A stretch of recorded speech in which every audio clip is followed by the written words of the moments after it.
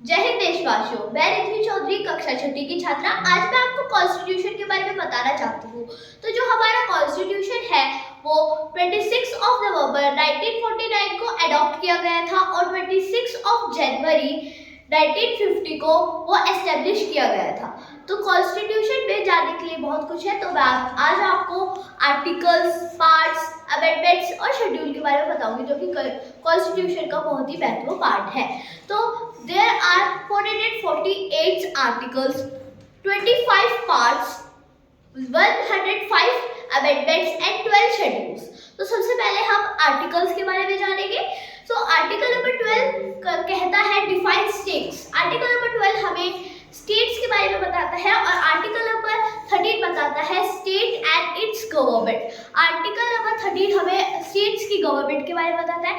Article number 14 कहता है in the eyes of law all peoples are equal, यानी कानून की नजरों में सभी पीपल्स इक्वल है, कोई अमीर कोई गरीब नहीं है। आर्टिकल नंबर 15 कहता है डिस्क्रिमिनेंसी के आर्टिकल नंबर 15 कहता है डिस्क्रिमिनेंसी, जिसमें हम किसी के साथ भी भेदभाव नहीं कर सकते। और आर्टिकल नंबर 16 कहता है अपॉर्चुनिटीज।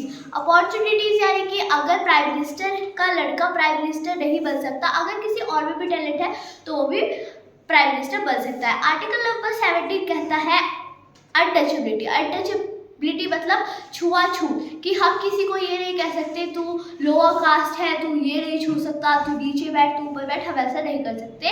आर्टिकल नंबर 18 कहता है टाइटल। टाइटल जो हम अपने नेम के आगे लगाते हैं। फॉर एग्जाम्पल, जैसे मैं अपने टाइटल जो है मैं अपनी स्टडी के बेस पे लगा सकती हूँ। फॉर एग्जाम्पल मैं लगा सकती हूँ डॉक्टर रिद्धि चौधरी। अगर मुझे कोई गवर्नमेंट की तरफ से अवार्ड मिला है, फॉर एग्जाम्पल भारत रत्न, पद्म विभूषण, तो मैं अपना उसके सामने अपने नेम के आगे कोई भी अवार्ड नहीं लगा सकती। जैसे कि रिद्धि चौधरी के सामने मैं भारत रत्न रिद्धि चौधरी नहीं लगा सकती, मैं सिर्फ अपने एजुकेशन टाइटल के बारे में लगा सकती हूँ। आर्टिकल नंबर 19 हमें 6 टाइप की फ्रीडम देता है, जिसमें पहली फ्रीडम है हम अपने व्यूज़ को अच्छे से रख सकते हैं दूसरों के सामने। कोई हमें मना नहीं कर सकता कि हम अपने व्यूज़ नहीं रख सकते, तुम चुप रहो, हम अपने व्यूज़ अच्छे से रख सकते हैं।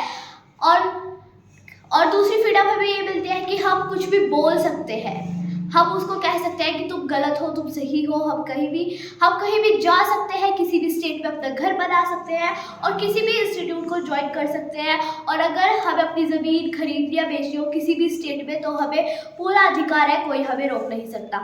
आर्टिकल नंबर 20 कहता है प्रोटेक्शन अगेंस्ट कन्वेंशन ऑफिसर, यानी कि हमें जो ऑफिसर्स हैं वो हमें कुछ नहीं दे सकते कि बिना अरेस्ट वारंट के वो हमें अरेस्ट नहीं कर सकते। आर्टिकल नंबर 21 कहता है प्रोटेक्शन अगेंस्ट चिल्ड्रंस, कि हमें चिल्ड्रंस की प्रोटेक्शन करनी चाहिए।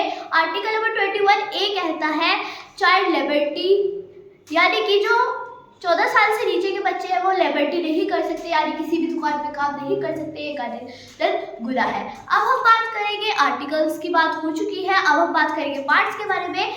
तो मैं आपको 5 पार्ट्स बताऊंगी। पार्ट नंबर 1 कहता है यूनियन। यूनियन के अंदर 1 से 4 तक के आर्टिकल्स आते हैं।